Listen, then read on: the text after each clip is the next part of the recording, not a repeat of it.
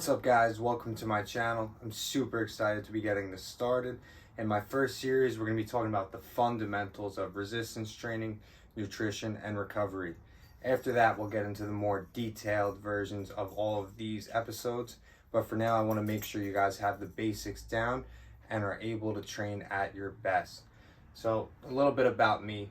I have my exercise science bachelor's from Hofstra University. I'm also CSCS certified, and I have a passion for natural bodybuilding. I competed in one show myself, and I also have trained for powerlifting, but have yet to do a competition, maybe in the near future. So again, welcome to my page, guys. I hope you enjoy.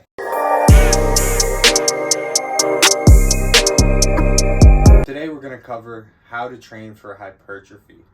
First question that always comes up is, what exercise do I choose? How many sets? How many reps?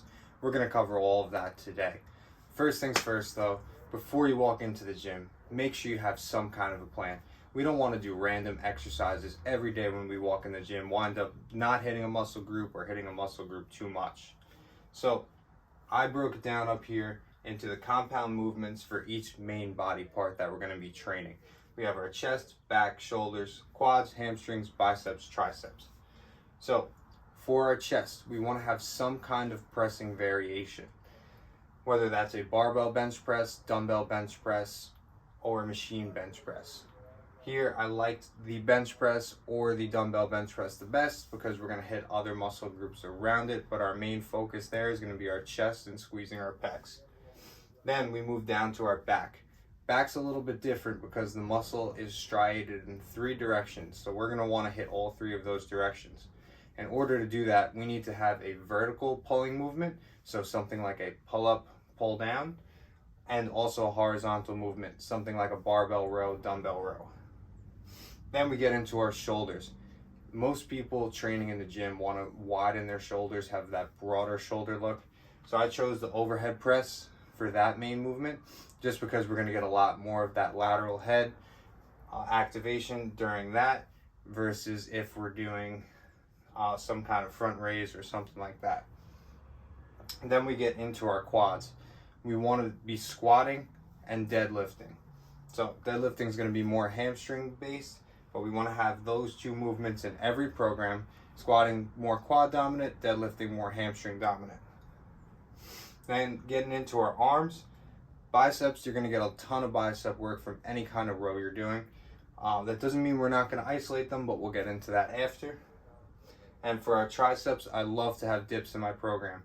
So these are my go-to exercises. If you don't know what to do on how to make a plan for yourself for that week, just make sure you have one of each of these in there. Now, we're not going to do all of these exercises every single day. We just want to be having our main mover of the day, and then we're going to get into our accessories.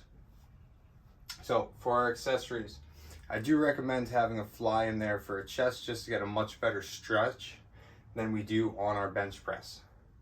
For back, in order to hit that 3rd striation I was talking about, I like to have some kind of pull over, just because our muscle striate straight up and down, across, and diagonal. So this is going to hit the straight up and down striation.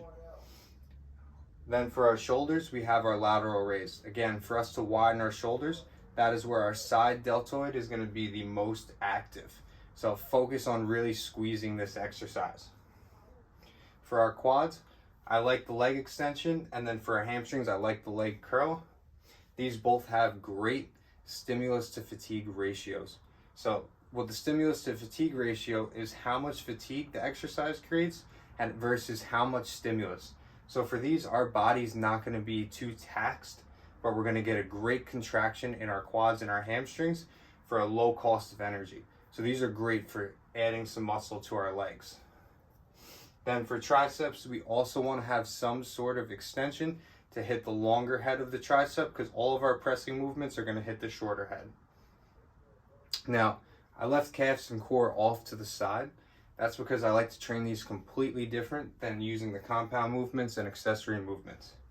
In order to hit our calves, you want to have a standing variation and a seated variation. The seated variation is going to hit our gastroc a lot more, which is the bigger part of your calf, and it's really good to just isolate that gastroc and to see growth and change in your calves. For our core, we want to have one anti-rotation.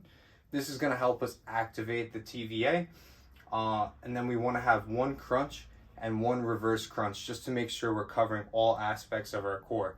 So many people have gotten away from direct core training. I believe it's still necessary, just like any other muscle group. In order to create a nice strong core, you need to isolate it as well.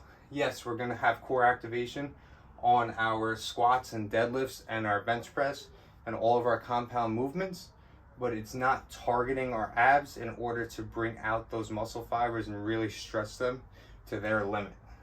Now, we're going to move into volume. As a beginner, just a basic rule of thumb, you want to have 10 to 20 sets per muscle per week. So if you're on the beginner side, you want to err on the side of less and start around 10 sets for that muscle group for the entire week. So that could be broken down many different ways, which we'll get into a later video when we talk about programming and designing a plan for us. For the frequency, this also comes down to preference. Generally, from a recovery standpoint, especially as a beginner, I would say 2 times a week is going to be best, just because that's giving us 3 to 4 days in between sessions to recover, and now our muscles will be ready to be able to push that entire lift. And for repetitions, for hypertrophy, you want to be in that 6 to 15 reps per set, only because in a 1 to 5, we're going to create a lot more fatigue on our central nervous system, so we may not be able to push enough volume to create hypertrophy. And anything over 15 reps, we're going to also have a ton of central nervous system fatigue, and our first 15 reps really don't matter. After that 15 reps that we started with, then is where we're going to start getting better muscle contraction, and by then we've created a lot more central nervous system fatigue, and it's just not fun to do sets of 25 on an exercise. So big takeaways from hypertrophy training is prioritize our compounds. So each day that you lift should have one of those main compounds. Easiest way to break it down is to have a bench press day, an overhead press day, a squat day, and a deadlift day, and then we can fill in the rest of our workouts with our accessories. And again, you want to have 10 to 20 sets per muscle per week, no more than that, in order to make sure we're recovering. So I hope you guys enjoyed the video today, and I hope you have a little more knowledge on how to train for hypertrophy, and check out next week when we start talking about the basics of nutrition. Thank you again. Please leave in the comments anything you guys want to see in my fundamentals series.